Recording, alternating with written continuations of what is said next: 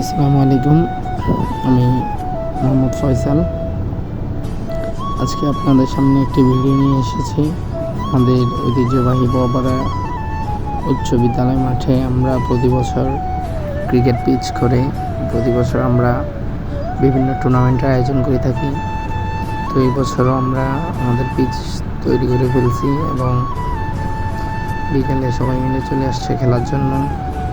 এরপরে আমরা সবাই মিলে সাববাক করে একটা ম্যাচ খেলতেছি। এই ম্যাচে প্রথমে ব্যাটিংয়ে ছিল আমার টিম, ব্যাটিং করতেছি আমি, বোলিংয়ে ছিল আমার বন্ধু রায়হান। তো খেলাটা শুরু হয়েছিল 8 ওভারে। 8 ওভারে আমরা টার্গেট দিয়েছিলাম 79 রান। আমাদের বিপক্ষ টিম 55 রানে অল আউট হয়ে গিয়েছিল। তো এই দিনে ম্যাচটা আমরা জিতে গেছি। পরে শুক্রবার আমরা একটা বাইরের টিমের সাথে ম্যাচ ধরবো। তো আমরা ওই পুরো ম্যাচটা আমাদের ব্লগ আকারে আমরা ভিডিও করব এবং আপনাদের সাথে শেয়ার করব।